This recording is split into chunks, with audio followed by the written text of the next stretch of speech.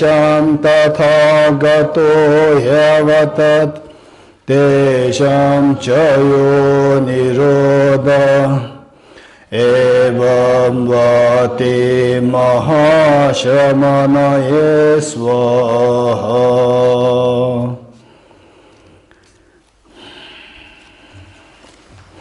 Okay, so during the group discussion, there's one question which is very important about the love and affection versus attachment.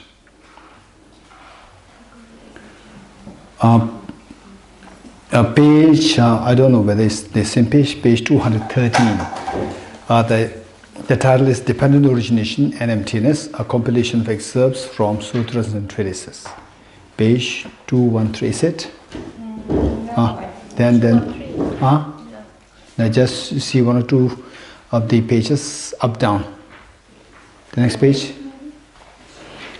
Dependent Origination and Emptiness, the title. 208. 208. Okay, 208.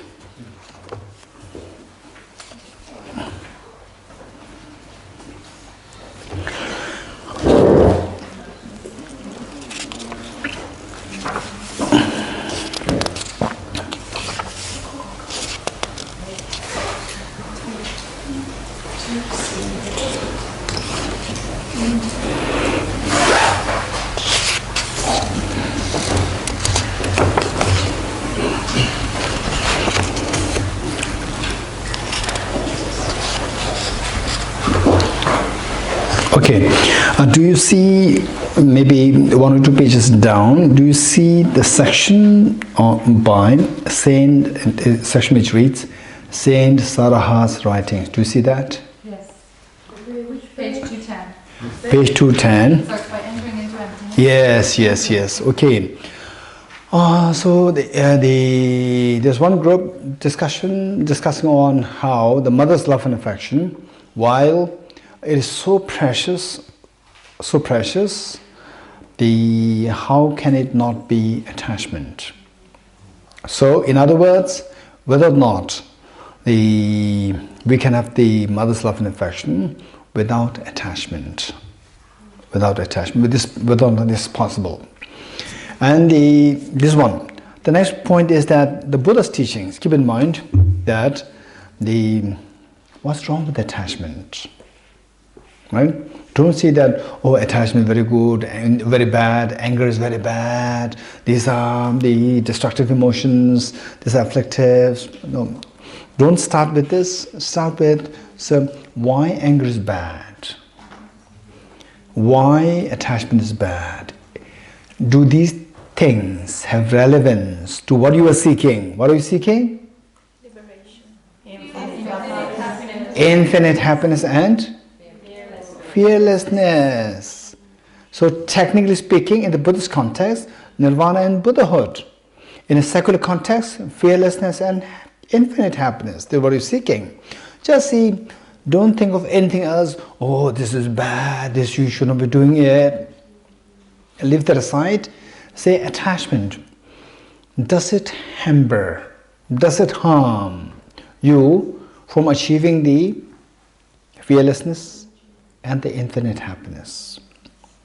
You're getting it? Does it hamper? If it hampers, it's bad.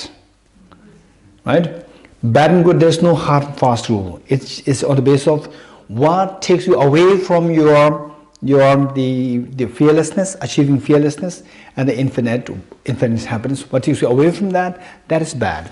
What takes you closer to that is good. There's no hard and fast rule to say that, oh, this is negative, this is positive, and so forth. Anything which takes you away from achieving fearlessness and infinite happiness, that is bad. Anything which takes you closer towards infinite happiness and fearlessness, this is good, this is virtue.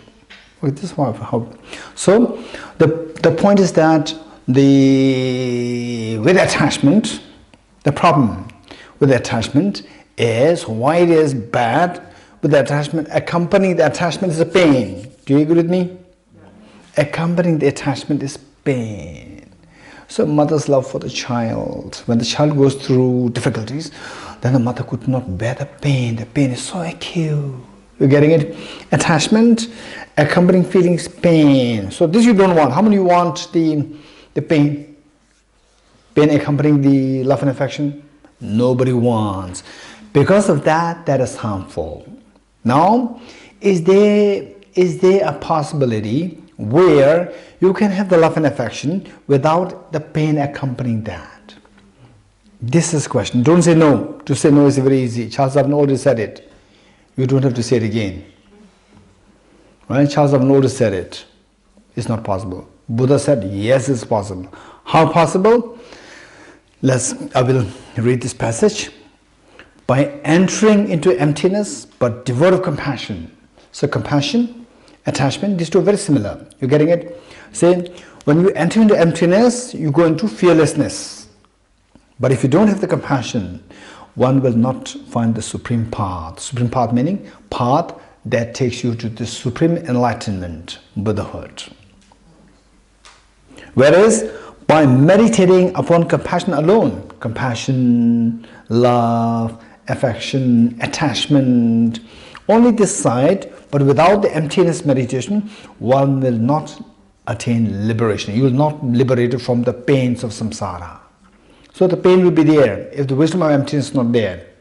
If the wisdom of emptiness is not there, the pain will always be there, but remain in samsara. Whereas if you have the compassion, the feeling of love and affection, plus the wisdom of emptiness, then the benefit of love and affection is there, and the demerit of attachment, the pain, will not be there.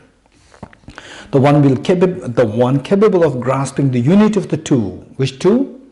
Compassion, which means feeling closeness, and the wisdom of emptiness will not remain in samsara, so will not remain in the pains of samsara, will not have the pain. Will not have the pain of samsara because of the wisdom of emptiness, and no will abide in the personal nirvana. Personal nirvana, instead of going to Buddhahood, will not remain there because of the compassion. Right? So in other words, you will acquire a state whereby you can have infinite love. The love that a mother feels towards a child, that affection multiply if they same. For a mother, mother knows that mother in general, I'm not talking about all the mothers, right? Mother in general, the love of the mother towards the child is very intense. And when when the mother sees the problem with the child, the pain simply increases. And if the love is 1 unit, the pain is 1 unit. If the love is 10 units, accompanying pain is 10 units. And if the love is infinite, the pain is going to be infinite. Right? Okay. Whereas the Buddha said this is not true. So this love you can increase, but it's not necessary that pain should increase. Whereas Charles Darwin said, the love increase, pain will increase. Whereas the Buddha said, not necessary, because the Buddha introduced the concept of emptiness. This concept of emptiness is what Charles Darwin could not understand, could not find. This is the difference. So the Buddha said that the love and affection is so precious, so precious. At the same time, if not accompanied by the wisdom of emptiness, then it can also, the side effect of that is, without wisdom of emptiness, the side effect is pain. As the love increases, the pain also increases exponentially.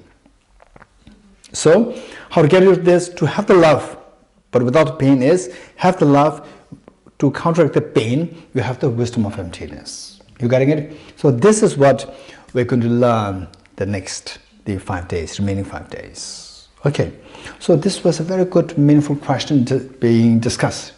I can see during the group discussion. Okay, this is the core. Now, going back to the main point, is that what we learned is that finally how to get into the mental stains. And the mental stains, to get into that, there are 2 ways of getting rid of this. One is the superficial removal, and the other one is removing from the root. How to remove how to remove from the surface? We discussed about first remove the contaminant karmas, negative karmas. How to remove negative karmas? Then we talked about the 10 non-virtuous karmas, 10 non-virtuous actions. And of the 10 non-virtuous actions, we finished the 3 physical, 4 verbal. And now we are doing the 3 mental. Okay, 3 mental. We see that, what are the 3 mental negative karmas? What are they? Wrong views, malice, covetousness. Very good. Covetousness, malice, and the wrong view. Covetousness meaning the desire for others' possession. No, covetousness means attachment. Envy means, the jealous. Covetous means a desire. Okay, for example, say if somebody has the nice watch, and then you look at it, oh, how I wish I have that. How I wish if I have similar to this is fine, it's not a problem. How I wish I have that. So this is only, in this world you'll find only one. Whatever she has on hand, this is only one in this world. So how to get it? How to get it? Either stealing or bullying or whatever. Right? So this can create so much of problems.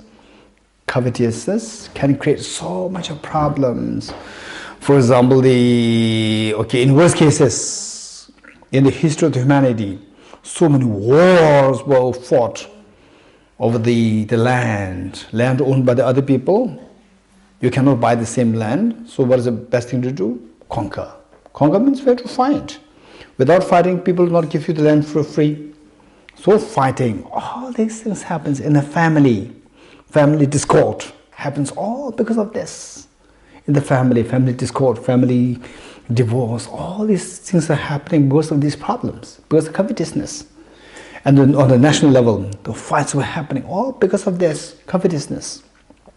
So covetousness is what is identified as extremely negative karma, negative action. So covetous because of the greed. Then the other side is the malice, ill will, wanting to harm others. Anger is one thing. Anger is, okay, I don't like this person, but not necessarily will harm the other person. But the malice is very strong. Anger, and then not only anger, the anger manifests in a very gross form to really harm the other person, to see how to destroy that person. This malice, ill will. And then finally, all these things, malice and the covetousness, they're all happening because of the wrong view. Number 3, wrong view. What is wrong view? Wrong view is not believing in the law of cause and effect relationship.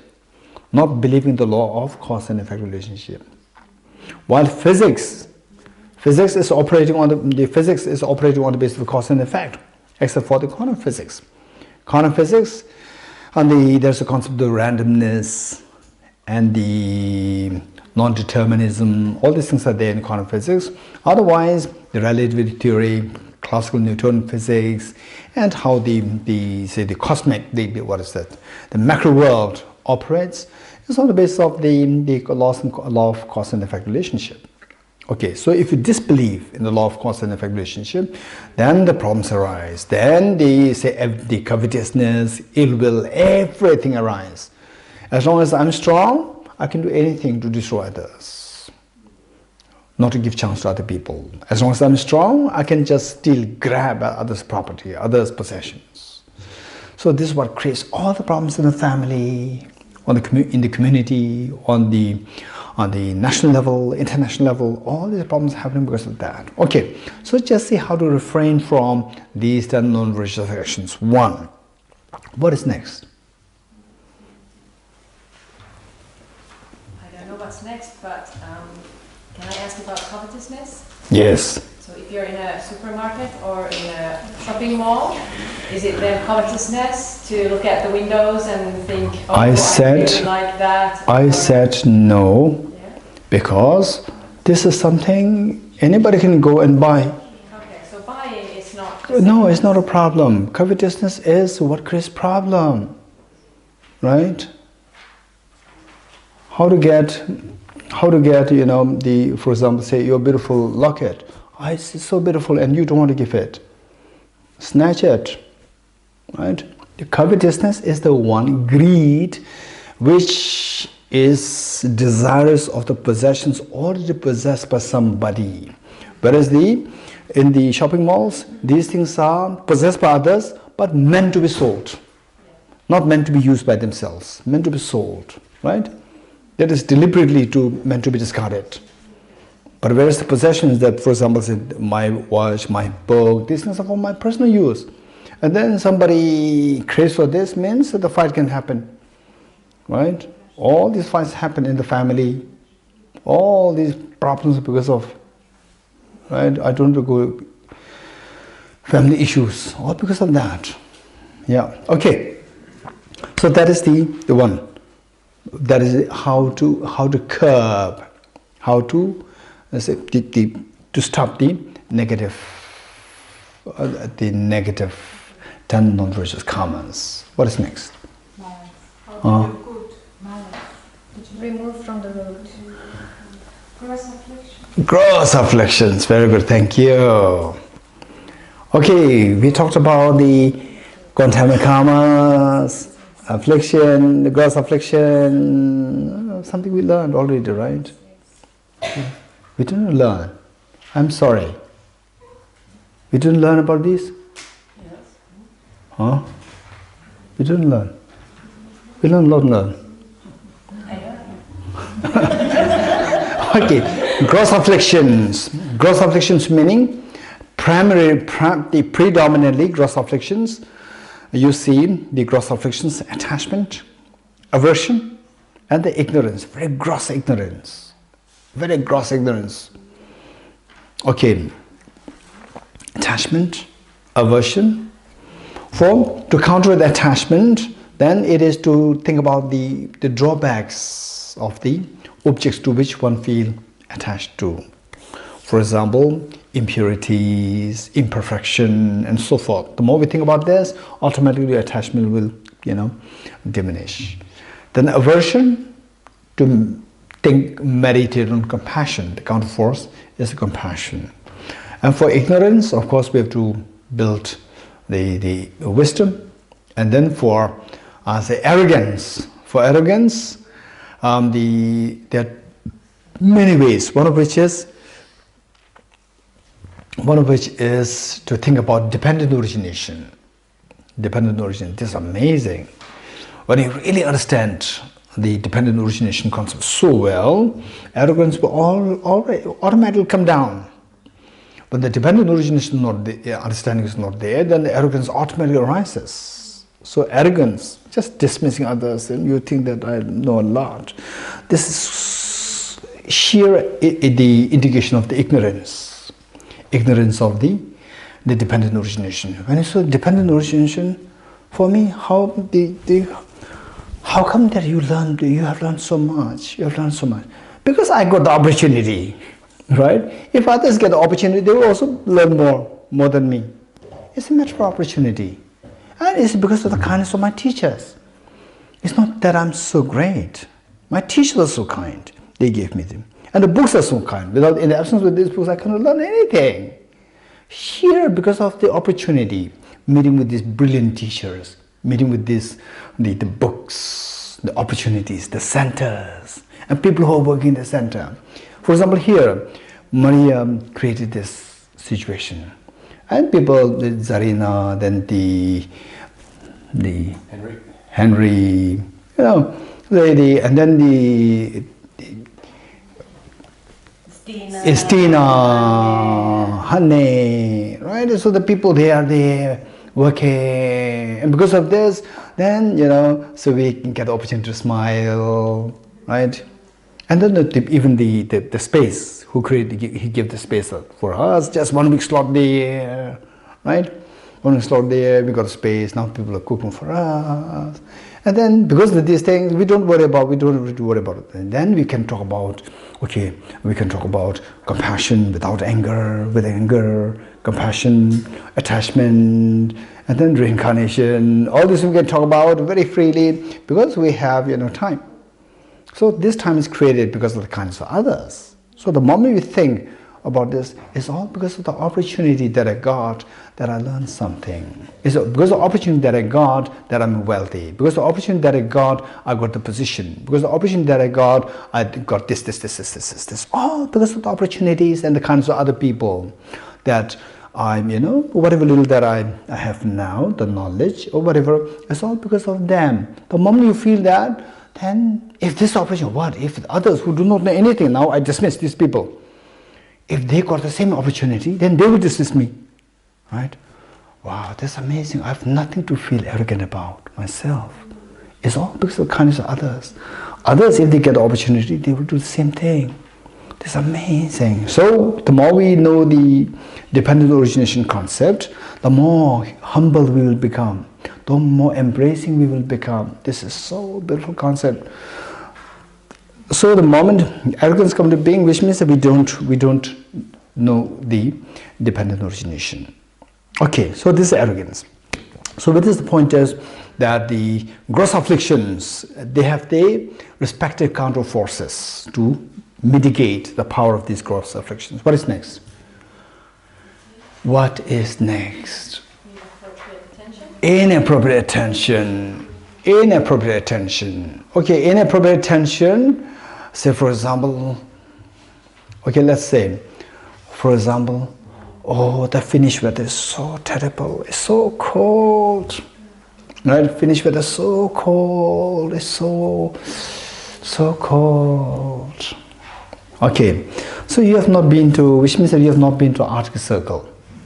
Right? If you're going to be to this Arctic Circle, come back to Finland, wow, pleasant, we're in paradise. Right? We're in paradise, amazing. Wow. The same weather, for some people it gives such a joy. So for some people they feel, oh, it just makes you go down. You're getting it? The same weather is how you think. When you fail to see things in relative terms, automatically you will go down. You will see things as so terribly bad, terribly good, and so forth. Whereas if you see things in relative terms, your mind will be very calm, stable. Once what happened was that in Delhi, most of you, what the weather's like? What's the weather like in Delhi now? Any idea? Okay, that's wise. Okay, let's say in May, June.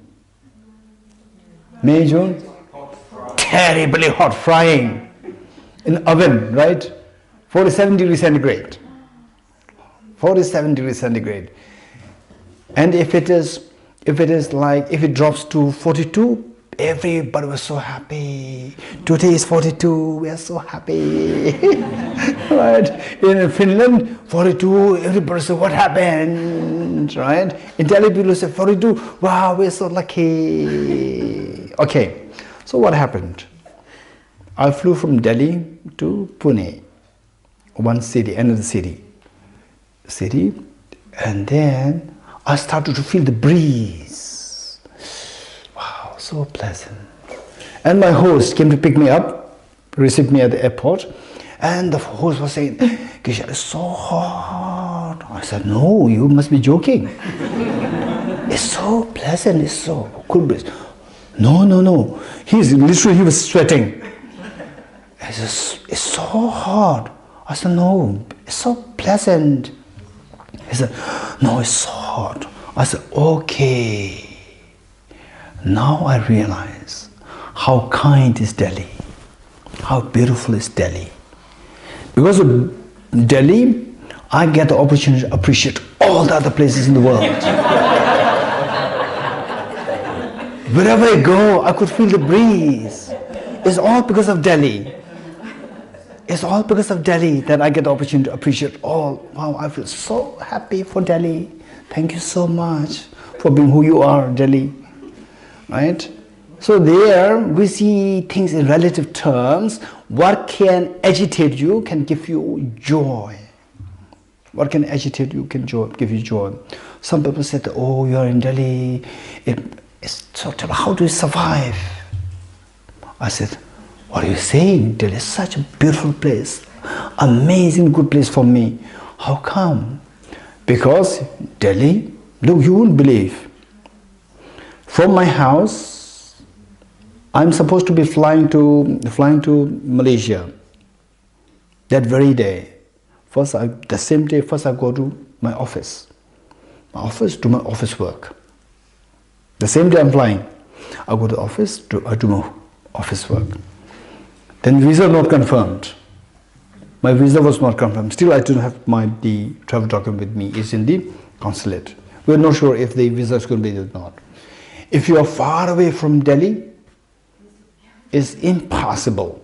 Right? If the visa is not confirmed, you cannot go to office. You have to chase the consulate. So I'm not worried. I go to the office, I did my work, and then I did all the briefing to the office. My bag is ready there, right? Ready to go to the airport. The moment I get the information that, okay, now your visa is out, I go to the airport. If your visa is not out, I can still work in the office. Amazing. If I'm not in Delhi, how can I do this?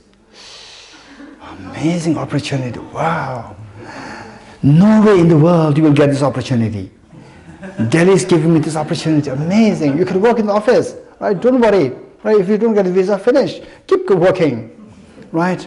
So you're not neglecting your work. If you travel, fine. Whereas if you're in some other place far away from Delhi, first you have to come to Delhi. All your works are delayed. All your works have been, they hang up. Okay, so then we see that inappropriate attention, meaning that false character, Delhi is terribly bad, or the Finland weather is so cold, all these false characterization of the object, is happening. For that, the countermeasure is to see things in relative terms. Everything is relative, right? There's nothing, the absolute good, absolute bad, and so forth. It's all how you view your outlook, right? Okay, you see this, your life will be very easy, your life will be very comfortable, your life will be very easy. There's no problem, right? In Delhi, once it was terrible hot, 46, 47 degrees centigrade. And then one of my friends told me that, Geshe, how do you survive? Delhi is so hot. I said that I'm getting free sauna in Delhi. Yeah, it's free sauna. It's 24 hours free. Whereas if you go to the hotel for sauna, if you stay there for like 2-3 hours, people will say, they knock on the door. Hey, now time up. But it's free sauna. Yeah, that's true. People have to pay. We don't have to pay. Very polluted sauna. Yeah, very polluted. This makes your immune system stronger. Sometimes they say that when you suffer from tuberculosis, the doctors they deliberately give you injection with the tuberculosis bacteria to build your immune system so that they can fight against the bacteria, tuberculosis bacteria. So therefore, this will make you stronger. And people in Delhi, they live for 80-90 years. People in Finland also live for 80-90 years. It's not that Finland people live for 200 years. Delhi people live for only 30 years. If Delhi people live for only 30 years because of pollution, Finland people live for another 200 years. That's amazing. But it's not like the reality is both live for like 80-90 years. That's it. You're getting it? So the thing is that our body can learn a lot. Our body can learn a lot, but don't subject this to extreme. There's a range. Within that range, our body can learn a lot, can adjust. Our body has the mechanism to adjust. Our body, say, can take the heat up to like, say, 38, 39, easily. Whereas the Finland people, 38 means hell. Except in the sauna, yeah, that's true. And then sauna, wow, it's so pleasant. What pleasant? It's 38, 39, 40. 80. You see, 80. You say it's pleasant. Come to Delhi, it's pleasant every day. Right?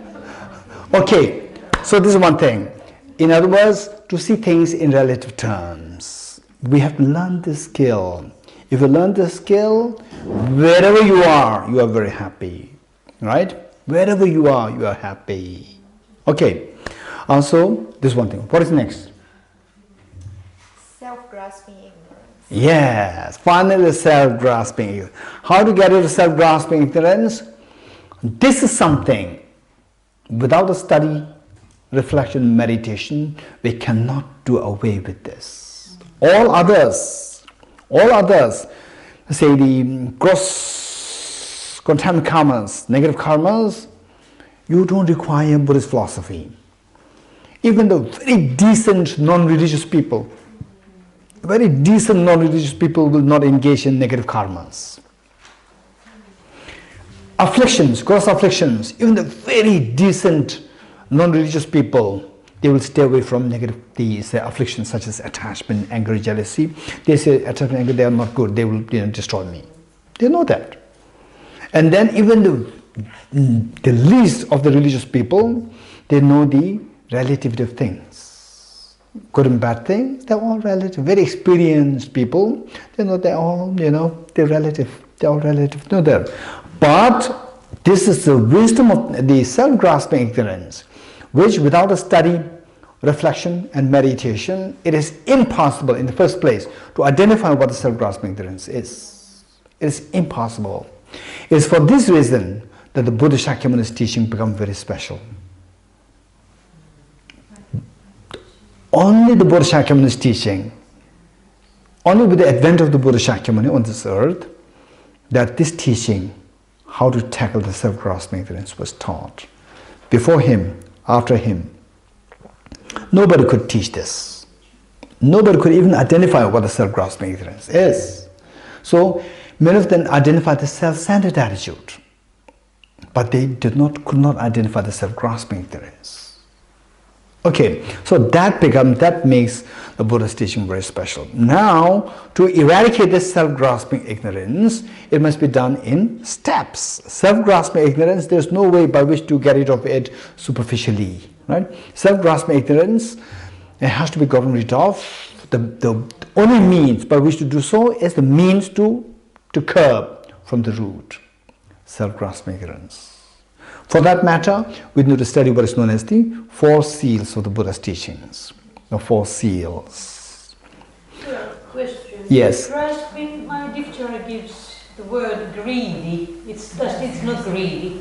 Okay, grasping is like this, holding so tightly, holding tightly. This is grasping. What is the? Finish. He said the word. What grasping is? Very good, very good, very good. Okay. What's the word? Target dominant. Yes. Okay. The 4 seals. These 4 teachings, just 4 lines. It's a very comprehensive teaching, and these 4 lines, the 4 seals. This is the teaching, which is the ground for all Buddhist teachings. The ground for all Buddhist teachings, Theravada, the teachings available in Pali tradition. Chinese Buddhism, Tibetan Buddhism, and then from Chinese Buddhism, then the Japanese Buddhism, Zen, then the Korean Buddhism, then the Vietnamese Buddhism, and these, and then from Tibet, predominate the ethnic Mongolian areas, and all along the Himalayan belt is the Tibetan Buddhism spread. Okay, all Buddhism, the ground must be the 4 seals. If you don't know the 4 seals, if you don't practice the 4 seals, ideally we are not practicing Buddhism.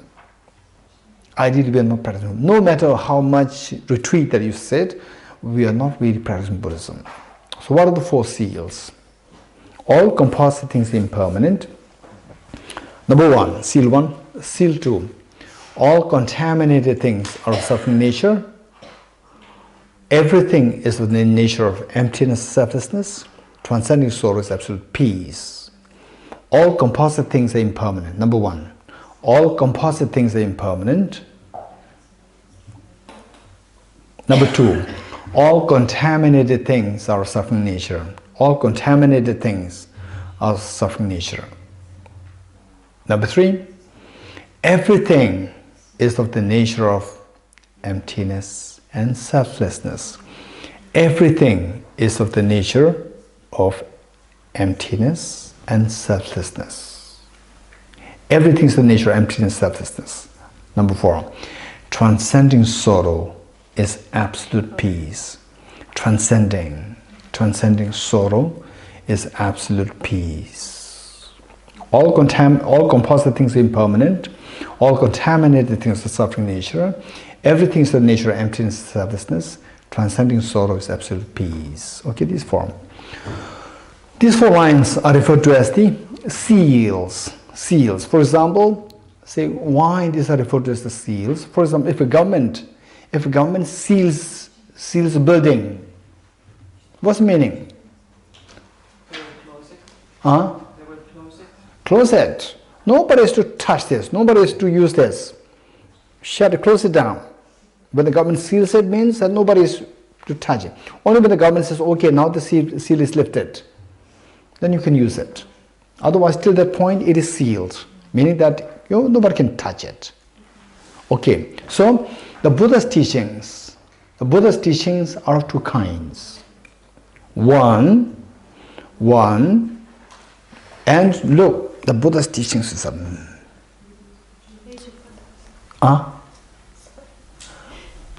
the Buddha's teachings is amazing, extremely practical.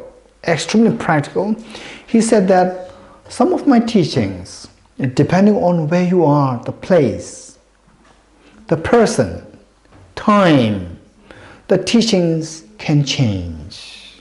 What I taught may not hold true in some places. What holds true in one place may not hold true in another place.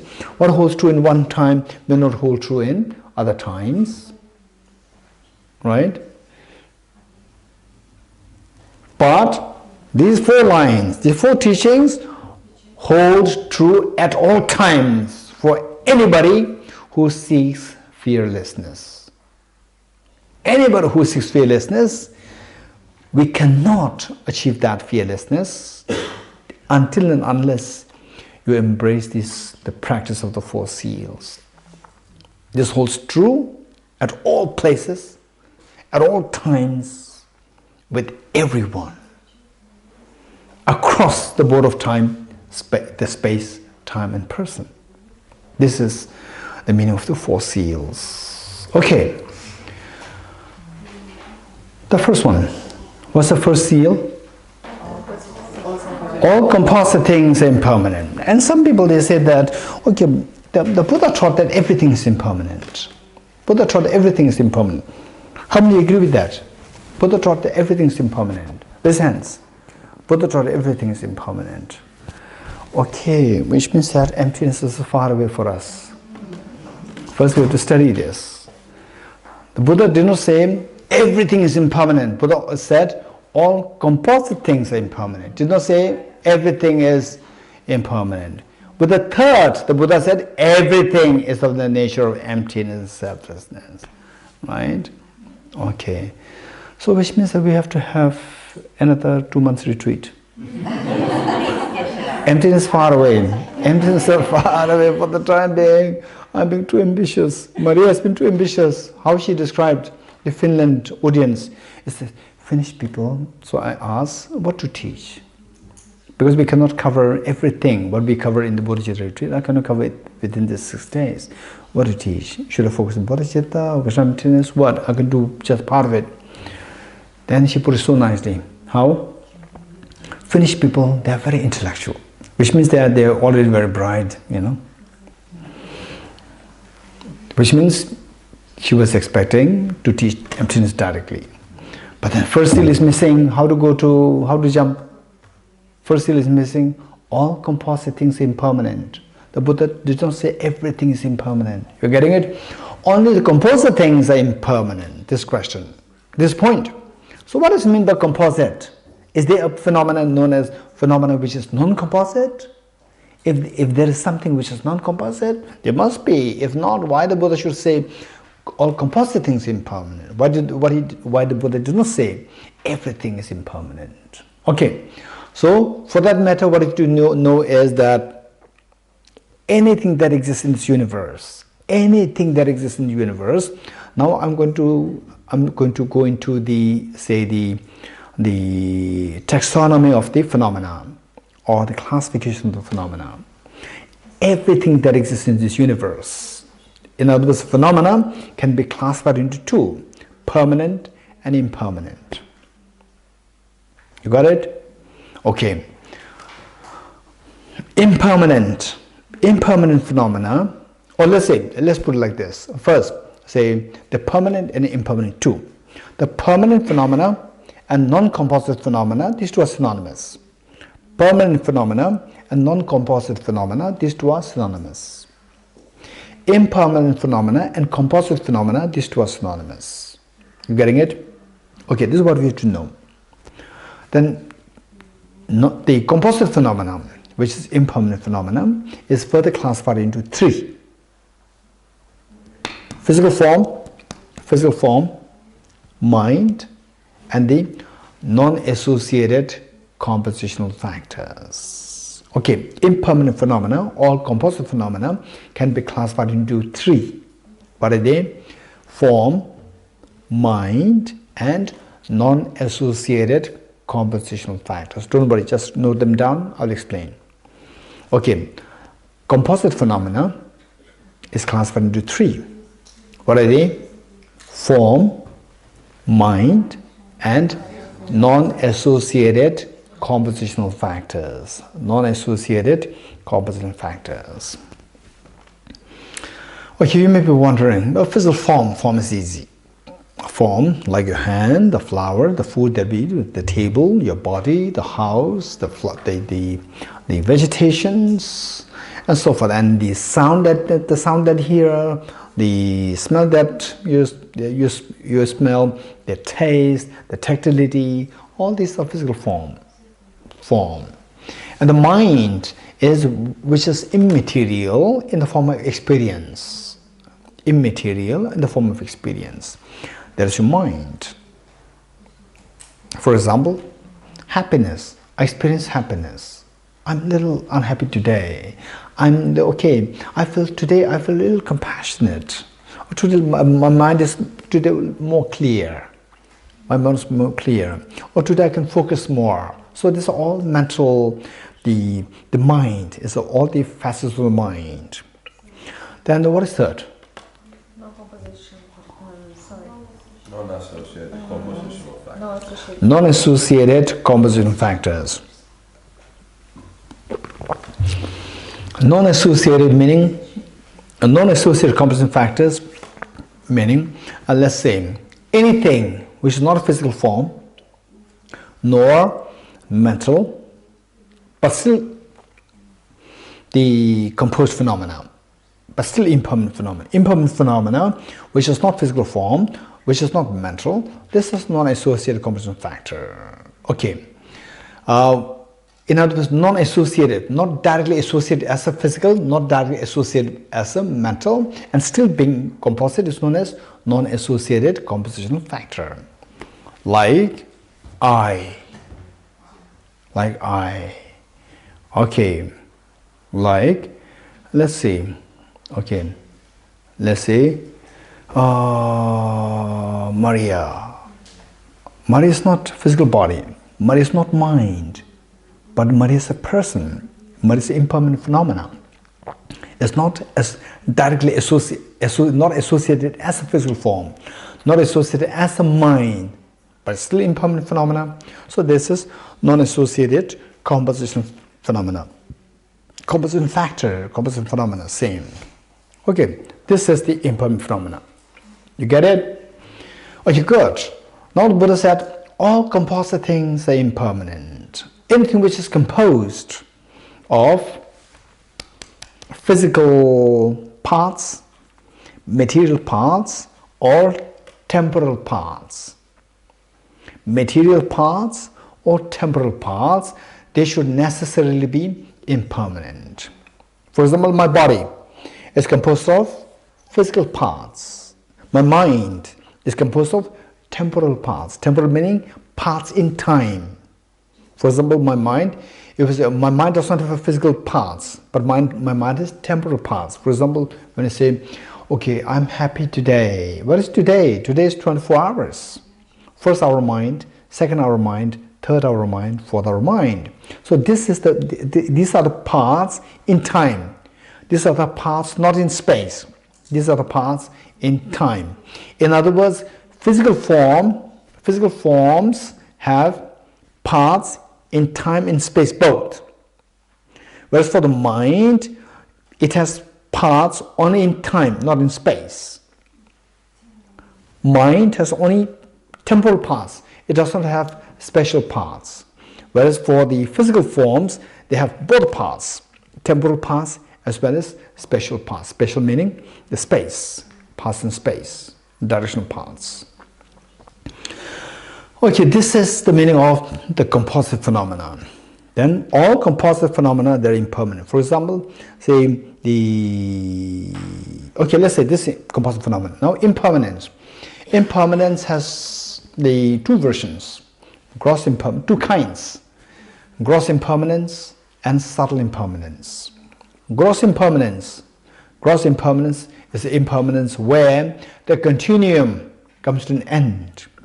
Where the continuum can come to an end. This is a gross impermanent phenomena. For example, 2018. 2018 is impermanent phenomenon. And now the continuum has already come to an end. 2018 is gone. Okay, one. And then likewise, for example, let's say your childhood. Your childhood is gone. The continuum has stopped now. Childhood continuum is gone. And for example, let's say our great parents, our ancestors, they're all gone. That is gross impermanence. What is subtle impermanence? Subtle impermanence is the momentariness involved. Say, impermanent phenomena may not necessarily have the gross impermanence. Impermanent may not necessarily have gross impermanence. For example, can you give me an example where example of an impermanent phenomena which does not have, whose continuum does not come to an end? Can you give me some examples of impermanent phenomena whose continuum does not come to an end? Time. Raise your hands. Time. Time, very good. Okay, time, there's yes, okay, we can discuss a little bit about this, yes. Space and nirvana. Space, there are two kinds, composite phenomena and non-composite. Nirvana is always non-composite, it's not a composite phenomena. I'm asking about composite phenomena, impermanent phenomena, okay. Okay, can you give me an example of impermanent phenomena whose continuum will never come to an end? Okay, time is a good example. Consciousness, very good. Consciousness, our mind, consciousness, the continuum never comes to an end. Very good. How do you define time? Okay, how do you define time? This is a good question. Succession of moments. Succession of moments. Is matter involved? Sorry? Is matter involved? Matter is a part of time. All impermanent phenomena, they are tied with time. Only in the context of the impermanent phenomena we can talk about the time. Time does not exist outside the domain of impermanent phenomena. So matter is involved. So how can it be subtle? So how can it be subtle? Time. Yeah. Of course. Momentariness. The subtle against a relative phenomena. You're getting it? Okay. Say let's say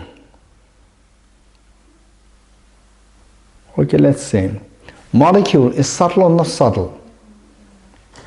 Molecule is subtle or not subtle?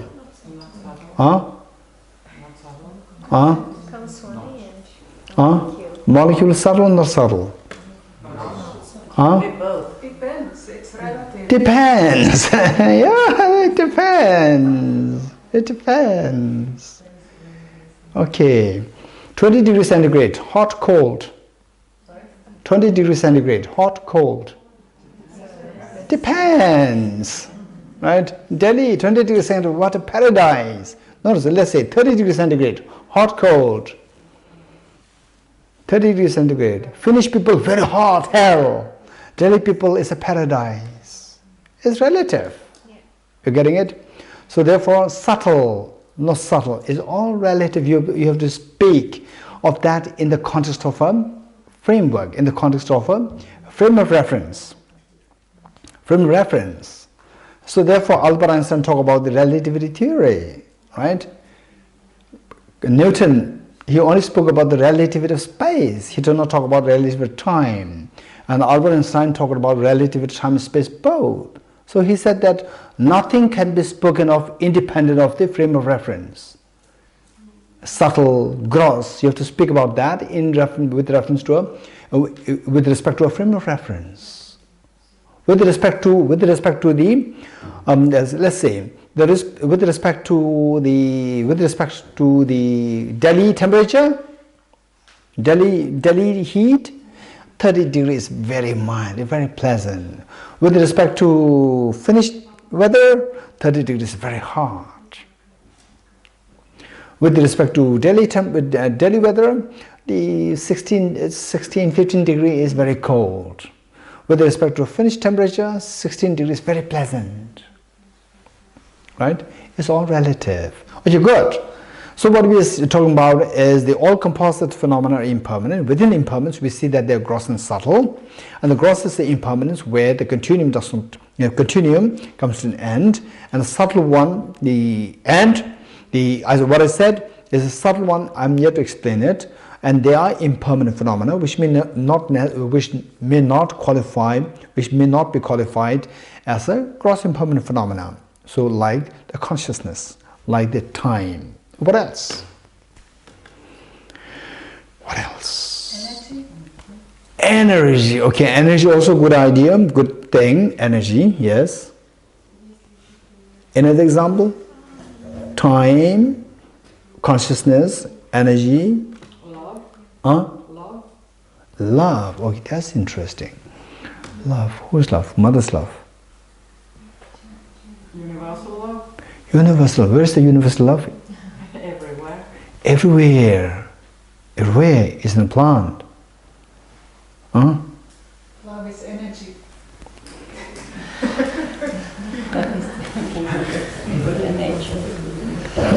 Okay. Okay. Love. This is interesting. What we can say is that they say love of the Buddha. The love of the Buddha, that becomes very specific. Love of the Buddha will remain forever, will never terminate. It's continuum. Very good. Okay, yes. The Bhavanga. Would that, if we talk about the Bhavanga? What is the Bhavanga? Well, in the mind-only school, there is this underlying Okay. Okay. Is that Alivijnana. opposite? You are talking about the Alivijnana, the repository consciousness. Okay, repository consciousness is interesting. Repository consciousness, this is accepted by the mind-only school, it's not accepted by the high school. So even the mind-only school, is a repository consciousness, it will come to an end. It comes to an end when you reach the Bodhisattvas, when you reach the 8th bhumi, it stops. Then for the Shravaka spiritual Buddhas, when you reach Arahat, when they become Arahat, then that stops. Okay, good. So the finer details, don't worry too much about that. As long as you know that gross impermanence, subtle impermanence. Gross impermanence what? What is gross impermanence? Impermanent phenomena whose continuum will come to terminate. That is gross impermanence. What is subtle impermanence? Subtle, don't try to give the subtle impermanence on the basis of what I said, the gross impermanence. Subtle impermanence, and not necessarily whose continuum doesn't end. This is not a connotation. Subtle impermanence is a momentariness. Momentariness of the composite phenomena is known as the subtle impermanence. Subtle impermanence is the impermanence which underscores all impermanent phenomena. All impermanent phenomena should have the element of subtle impermanence. Even the gross impermanence also have the subtle impermanence. Gross impermanence are not subtle impermanent. Gross impermanence have subtle impermanence. You are not your body. You have the body. You are not the body. You have the body. Likewise, the gross impermanence are not subtle impermanence. Gross impermanence have the subtle impermanence. The momentariness is there. Okay, so this is a very important thing. Point number one, all composite things impermanent. So when we meditate on this, we have to think about the gross impermanence. Gross impermanence. We have to meditate on this. How, for example, let's say many of the people who you know during your childhood, some people in the school, you're all together, then when you're in college, people are separated, and the moment you finish college, they will just disperse everywhere in the world, and then sometimes you meet them only after like 30 or 40 years, and then there's a gross impermanence. And likewise, many younger than you, your age, older than you, many of them left the world. Yes.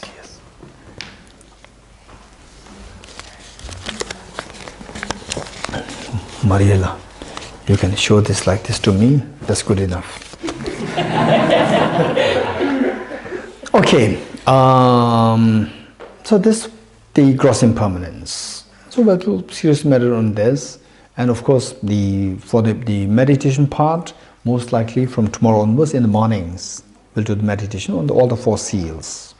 This gross impermanence. Geshe, when we're talking about Buddha nature,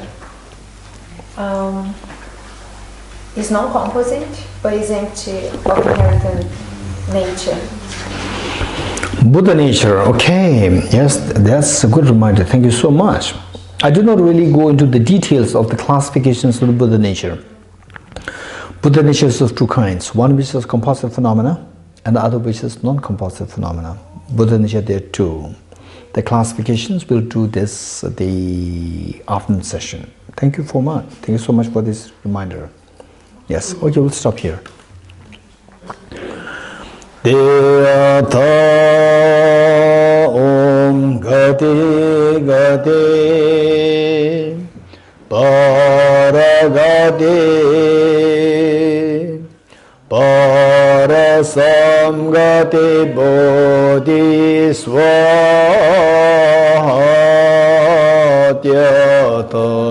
Om Gati Gati Paragati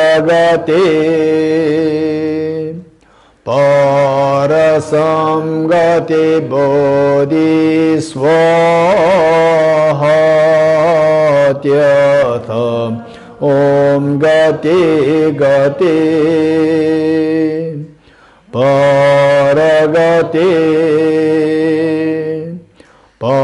Parasam Gati Bodhi Swahatyata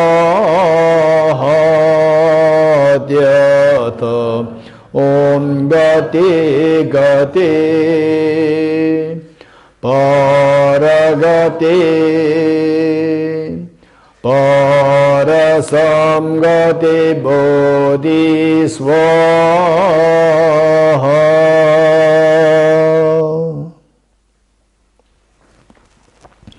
Okay, 3 prostrations.